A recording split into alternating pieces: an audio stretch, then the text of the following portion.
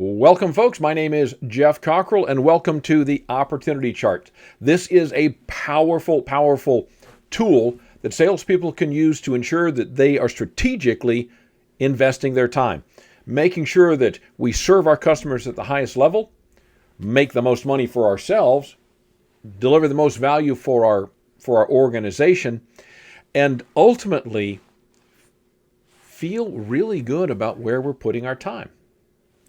And that's what the Opportunity Chart does. My name is Jeff Cockrell. I'm a Dale Carnegie Master Trainer, Certified High Performance Coach. Selling Dale Carnegie, selling other things, selling online, in person. I also train the Dale Carnegie Winning with Relationship Sales Program. This is not from that. This predates that. But it is one of the things that we cover. And it is it's a tremendous tool for folks. And it's a very simple concept. The problem is most salespeople won't do it because what we've been told as salespeople is just about working hard. I'm not saying we don't have to work hard. What I am saying is we have to be smart about this, and this is one of the ways we can be smart. And this is the Opportunity Chart. And we're going to look at it from basically three different areas. Low-hanging fruit, kind of the mid-tier fruit, and then the high. The higher fruit, the tougher to get. And ultimately that goes into current business, lost business, and new business. So the Opportunity Chart, as you can see, is really a pretty simple concept. Across the top, we have who is buying this stuff from us. It's an organization, could be a location, however we divide that up, but somebody's buying our stuff. Down the right-hand side, we list the solutions. I have 8 here. You probably have more. But it's what are the things that we're doing to solve? What is it they're purchasing?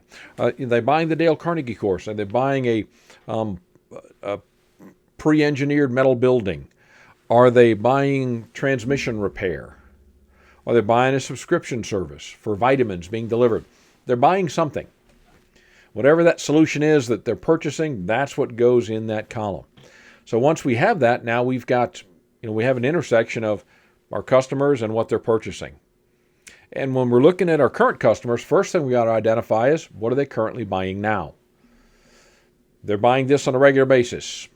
So client A, they're buying solution 1 and solution 6, and they buy pretty regularly. We get to client D, they're buying solution 2, 5, and 7. Now they buy those regularly, and it makes 3, 5, and 7, and it makes a difference for them. Client H, they're buying 2, 4, and 6, and they buy it consistently, and that is awesome. As we look at it, we think, there are some things they could be buying, but they're not. Client A buys 1 and 6, but they could be buying 2 and 7. It would actually make that much easier for them. Or, based on what I know about their business, this is also something they should look at purchasing. So these are the things we begin to introduce to them. Now, they already know us. They already buy from us. We already have a relationship. So that's easier. And it's really essentially saying, hey, did you know that we also do this? I know this is a solution you've been buying from us, and I understand it's serving you well. I'm excited when you talk about here's what it's doing, here's how you've applied it. I think it was so cool. One of the things we realized is a lot of our other clients were struggling with this, and so we built a solution that does this. It solves this problem for them. And as I was thinking about your business, I think this is how it might look for you. Is that something that might be of interest or that you're currently working on? And often they'll say, oh my God, yeah, I had to deal with some other guy and it's such a pain in the butt. But if you could help me, that'd be great. So now we have a chance to serve them at a higher level. Yes, we are gaining it, in the internet world, they call it bundling. So we have a chance to bundle service with them. So they got one point of contact. They call us and we handle this stuff for them, which means, of course, we make more money. And if it's somebody that we like, we get to deal with that person more often, as opposed to people we don't like. And they begin to trust us more. And so it opens up more opportunities. Here's what's also interesting. Sometimes they'll say, yeah, man, thank you. That is so awesome. One of the other things I've been wrestling with is this here. Do you guys do that? And we think, I had no idea they needed that. Yeah, we do that. Oh my gosh, that's solution 4 for us. We do that a ton. Oh, that'd be awesome. Let's do that too. So now we end up getting more business from them. And it's not about, and the only way we get more business is because we serve them at a higher level. And this directly impacts the customer relationship. Ultimately, what we want them to see us as a trusted advisor, somebody that they would call even if it's outside of our area of expertise, because we'll give them our best advice, and if we don't know, we'll connect them with somebody who might. That's when we have people calling us like that. Oh my gosh, that is so awesome. And all of that can happen as we really help serve our customers. This is the opportunity chart with current business. Now, we also have lost business. I'm going to go backwards here. And this is business, and so often we're reluctant to call on them because, like, man, they got a better deal somewhere else. They might have gotten a lower price, which is not necessarily a better deal. Because if your company is focused on delivering value to its customers, which I assume it is, you wouldn't be here otherwise, then it's trying to do the very best job it can for the least amount of money because it wants to keep you competitive in the market. Which means that if someone else found a way to do it for less, it means one of two things. They either have a better way of fabricating it, a better way of creating this thing, whether it is manufacturing it, delivering it, they've figured out a better way that they can do it for less, or they're scrimping somewhere. Somewhere they're skimping or scrimping, but they're like, yeah, I'm going to cut corners. Maybe it takes longer. Or the raw materials are not the same quality. Our technicians are not as highly trained. Whatever that is. Now, admittedly, they're not going to lead with that. They're not going to say, hey, why don't you come work with us? We'll charge you less. Our technicians are not as good. And yeah, we deliver a lower quality product, but it's for less. No, they're going to say, oh, yeah, we do the same thing they do, only we can do it for less. And, of course, your customer's thinking, well, how come they're not doing it for less? And then get over there and realize the service is not the same, the quality's not the same. Something is going to be different. The color match doesn't work, whatever it is. And so now when we call them up, often they may be embarrassed that they left.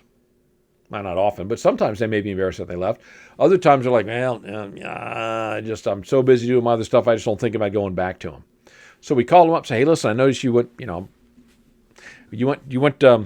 you're now purchasing X, solution 1 from them. How's that going for you?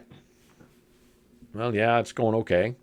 So no problems? No, they do it. And I also you also move solution 6. What is that? Well, actually, it's kind of a pain in the butt. They really don't do that as well as you guys did. Well, I'll tell you what, why don't we do that? Let's go ahead and bring that back in house. We'd love the opportunity to work with you again, even if not doing all of it. We'll do this. Okay, great. I'll tell you. And by the way, there's some things that we also do that I don't know if you're aware of. We actually have this solution 7, which we built because customers were experiencing this problem. And so it solves it like this. Here's how it would look for you. What do you think? Yeah, that's a great idea. And now, so here's the thing. We might be able to actually earn back that solution 1 business as well. So we got B, we get 6, we get 7, and then maybe we do B, which is, solution 2, B, which we do solution 2. This is all for prospect M now, that first column. You get over into prospect S, it's a little different. But here's the thing. We're a known commodity at some level. They know us. They did business before. So it's easier for us to call them. We know a little more about their business. They know a little bit about how we work. And if we really deliver what we're saying we deliver, chances are they kind of regret that they left. And so it's easier to win them back. Here's a great thing. Once we win them back, guess what? They move into the current client opportunity chart. We get a chance to find out what are they buying now? What could they be buying? And the goal is just to continue to serve them to get more and more of what they spend on what we have to go to us so that we can serve them. And that I would call the mid-tier stuff because we don't have as high a hurdle to overcome about they don't know who I am. Because everybody promises, oh yeah, we can do the same thing for less. Now we're talking about new business. Opportunity chart, same thing. Here's the customer, here's the people I want to deal with. Here's the things I think I can offer them. And so now, based upon what we know they're buying some things. We're buying this, this, and this. Do a little research, find out what they are purchasing, from whom. And this gives us an opportunity to go in. Hey, I know that you've been buying this. Did you know this is one of the features of that product that we have that they don't? Or this is one of the things that our products solve, a problem that our product solves. Are you aware of that? No, I'm not. As a matter of fact, well, in that case, here's how it worked for someone else. We should probably talk. I can show you how this works. And now if they say no, we call them about, let's say we're talking to prospect H. H has got 3 possible opportunities: solution 2, solution 5, and solution 7. So we call them, and they're like, no, didn't need that. We call about solution 2. Ma'am, no, I appreciate it, didn't need it. Okay, listen, thanks, I appreciate it. I don't want to take up much of your time. Just want to let you know that this is something that we do. So a couple weeks later, we call them about solution number 5. Hey, by the way, I just reached out to you. I was thinking about your business the other day and realized that one of the things that we've worked with other businesses like yours that they struggle with this thing, we help them solve it this way. Here's an example. It happens to be solution 5. Is that something you're focused on? And they say, well, no, not right now. It was about 6 months ago.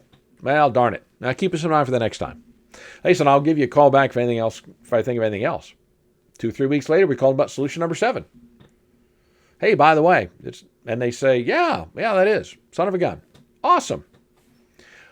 Or they say, well, no, not really. Well, then guess what? Look, now I'm doing the B stuff. This is stuff they're buying from someone else. This is stuff they could be buying. Maybe they don't know they need it. And so now we have a chance to call. So now I got 5 different reasons to call this person. So over the course of 10 weeks, let's say over the course of 15 weeks, over 3 months, I've called them 5 times. And guess what? Then I go back and start again. And now I have a chance to continue. Once I get business from them, guess where they go? They go on to my current client list. And now that's the list I'm working from, finding out how do I get more and more of their business. Because that's how we effectively farm these leads, farm these opportunities so that we serve our clients at a higher level. And what happens then ultimately, we have a chance to determine, are there businesses that I think, I'm not able to serve this one as well as I would like because maybe the person I'm dealing with and we don't mesh very well. It's not that they're a bad fit for our company, they're just a bad fit for me. Okay, well great, now I've got someone on another salesperson who I think would be a good fit for that person. And we can go to him and say, hey, listen, I've been working with this guy. I think there's a lot of business there. He and I don't see eye to eye on some things. He's hard for me to deal with. But I do think you guys would work well together. So if you'd like, I'd like to go ahead and make the introduction and have you handle this going forward. So now they're on our, you're moving him off of your current client list onto their current client list. And guess what? They may say, I've got someone just like that. I think you'd be a good fit. For me, they're just, we don't seem to click. Seems like I have to work really hard. They do good business, but I have to work really hard. So now let me make the introduction. Now we're starting to function as a team. Yes, we're being compensated on what we do individually, but we're also building the strengths and we're leveraging the strengths of the other people on our team, other people that we're working with. So now what happens? We have a chance to build our organization as a whole. And ultimately it's just about, being intentional about getting lost business back and going after new business and continuing to work with and serve and cultivate the current business that we have so that we can really deliver our service at a high level.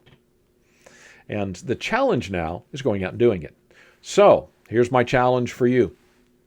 For the next 6 months, within the next 6 months, go through all of your current clients. If you can do it in less than time, that would be awesome. But go through and say, hey, listen, I noticed that you do this, this, and this. Did you know we also do this? And here's the problem it solves, helps them do these kind of things. I think it might look like this for you. What do you think? And also be open when they say, well, I'm not doing that, but do you guys do this? Matter of fact, we do. And I guarantee you'll increase your business. And you're going to find that you're going to serve at a higher level. You'll have to work less hard, get to deal more with people you love, and make a big difference. Now, if this has been worthwhile for you, if you'd like to learn more, then you can reach out to me. My email is jeff@jeffcockrell.com, or for Dale Carnegie, jeff.cockrell@dalecarnegie.com, or you can go to my website where I've got my leadership program available, and you can get on the waiting list for that. Or if you want, you can also go to the QR code, which will take you to the Iron Leader community. That's free. And it's a chance for us as leaders to talk through some stuff. It's a private forum that is not on Facebook. It's not on LinkedIn. It's not subject to a bunch of ads. And I'm in the process of building an app, so there'll be an app that you can download as well. But I get in there regularly to check and see what people are talking about. But every couple of weeks, I go into with a little bit of training. In fact, this training will be there. But I'm excited that you're here, and I hope this has served. The challenge, go use the opportunity chart. Take advantage of the opportunities you have. And when you do that, I think you're going to find that your life gets easier, your client's life gets better, you make more money, your company makes more money, and everybody sees you as the hero. Thanks so much for watching. Go out and knock them alive.